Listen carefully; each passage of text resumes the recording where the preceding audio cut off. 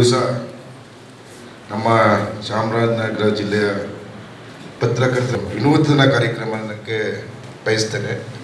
ಏಕೆಂದರೆ ಒಂದು ವಿಮೆ ಮಾಡುವಂಥ ಒಂದು ಕಾರ್ಯಕ್ರಮ ನಿಜ ಎಲ್ಲೂ ಮಾಡಿರಲಿಲ್ಲ. ಇದು ಮಾಡಿ ಯಾಕೆಂದರೆ ಯಾರಿಗೂ ಏನೂ ಆಗಬಾರ್ದು ಅನ್ನೋದೇ ನಮ್ಮ ಬಯಕೆ. ಅಕಸ್ಮಾತ್ ಅಚಾನಕ್ ಆದರೆ ಮುಂದೆ ಏನು ಜೀವನಕ್ಕೆ ಅಂತ ಪಾಪ ಇವನ್ನ ಹೇಳ್ತಾಯಿದ್ರು. ಬದನಗುಪ್ಪೆ ಹತ್ರ ಆಕ್ಸಿಡೆಂಟ್, ಒಂದು ವರ್ಷದಿಂದ ಬೆಡ್ ರೆಸ್ಟಲ್ಲಿದ್ದಾರೆ. ತುಂಬ ಖರ್ಚಾಯಿತು, ಯಾರೂ ಸಹಾಯಕ್ಕೆ ಬರಲಿಲ್ಲ ಅಂತ ವಿಮೆ ಮಾಡಿಸ್ತಿರ್ತು. ನಿಜವಾಗ್ಲೂ ನನಗಂತೂ ವ್ಯಕ್ತಿಗಾಗಿ ಭಾಳ ಖುಷಿ ಇದೆ. ಇದ್ರೆ ಇದೊಂದು ಕಾರ್ಯಕ್ರಮದ ಅಧ್ಯಕ್ಷತೆಯನ್ನು ವಹಿಸಿರುವಂಥ ಅಂದರೆ ಅವ್ರಿಗೂ ಈ ಸಮಾಜದಲ್ಲಿ ಒಂದು ಜವಾಬ್ದಾರಿ ಇದೆ. ಏನು ನಾವು ಮುಂಚೆ ಸಂವಿಧಾನದಲ್ಲಿ 3 ಅಂಗಗಳು ಅಂತ ಹೇಳ್ತಾ ಇದ್ವಿ, ಪತ್ರಕರ್ತರು ಈಗ 4ನೇ ಅಂಗವಾಗಿ ಈ ನಮ್ಮ ಸಮಾಜದಲ್ಲಿ ಕೆಲಸ ಮಾಡ್ತಿರೋಂಥದ್ದು.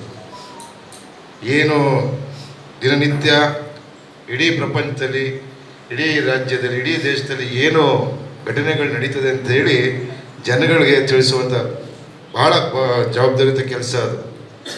ಆದರೆ ತಮ್ಮಲ್ಲಿ ಒಂದು ಮನವಿಯನ್ನು ಮಾಡ್ತೇನೆ. ಯಾಕೆಂದರೆ ಯಾವುದು ಸಮಾಜಕ್ಕೆ ತುಂಬ ಪ್ರಮುಖವಾದ ಅಂಥ ಸುದ್ದಿಗಳನ್ನ ಮಾಡಿ.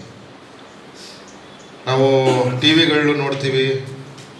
ಸಮಾಜಕ್ಕೆ ಏನು ಬೇಕು, ನಮ್ಮ ಜನಗಳಿಗೆ ಏನು ಬೇಕು, ಏನು ನಡೀತಾ ಇದೆ ನಮ್ಮ ದೇಶದಲ್ಲಿ, ಏನು ವಿದೇಶದ ನೀತಿಗಳೇನಾಗ್ತಿದೆ, ಪಾಲಿಸಿ ಏನು ಮಾಡ್ತಿದ್ದಾರೆ, ಅಂಥ ವಿಷಯಗಳನ್ನ ಮುಟ್ಟುವಂಥ ಕೆಲಸವನ್ನು ನಾವು ಮಾಡಬೇಕಾಗಿದೆ.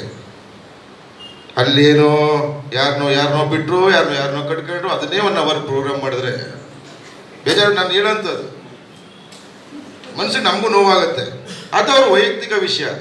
ನಮ್ಮ ಕೆಲಸಗಳೇನು ಜನಕ್ಕೆ ಉಪಯುಕ್ತವಾದ ಒಂದು ಮೆಸೇಜನ್ನು ಕೊಡಬೇಕು ಅನ್ನೋದು ನಮ್ಮ ಉದ್ದೇಶ. ಅವ್ರ ಪರ್ಸ್ನಲಾಗಿ ಅವ್ರ ಲೈಫಲ್ಲಿ ಏನು ಮಾಡಿದ್ರು ಅದು ಯಾವುದೋ ಒಂದು ಯೂಟ್ಯೂಬರ್ಸ್ ಬಂದ್ಬಿಟ್ಟಿದೆ. ಈಗ ಆ ಯೂಟ್ಯೂಬರ್ ತೆಗೀರಿ, ಅವ್ರು ಅಲ್ಲಿ ಹೋದಂತೆ ಇಲ್ಲಿ ಬಂದಂತೆ. ಅದೇ ಮಕ್ಕಳುಗಳು ಜಾಸ್ತಿ ಈಗ ಸೋಷಿಯಲ್ ಮೀಡಿಯಾನ ನೋಡ್ತಾರೆ, ಅವ್ರ ಮೇಲೆ ಭಾಳ ಇಂಪ್ಯಾಕ್ಟ್ ಆಗುತ್ತೆ ಆ ಕೆಲಸಗಳನ್ನ. ನೀವುಗಳು ನಾನು ಎಷ್ಟೋ ಪತ್ರಕರ್ತರ ನನ್ನ ಮಿತ್ರ ಇದ್ದಾರೆ ಬೆಂಗಳೂರಲ್ಲಿ, ನಾನು ಹೇಳ್ತೀನಿ ಏನಿದೆ. ಯಾಕಂದರೆ ಜನ ಎಲ್ಲ ಸುತ್ತಾಡಿ ನೈಟ್ ಬಂದು 9 ಗಂಟೆ ನ್ಯೂಸು, ಬೆಳಗ್ಗೆ ಎದ್ದ ತಕ್ಷಣ ಪೇಪರ್ ಓದುವಂಥದ್ದು. ಅವ್ರು ನಿಜವಾಗ್ಲೂ ಅವರು ಅದು ನಿಜ ಅಂತ ತಿಳ್ಕೊತಾರೆ ಅವರು.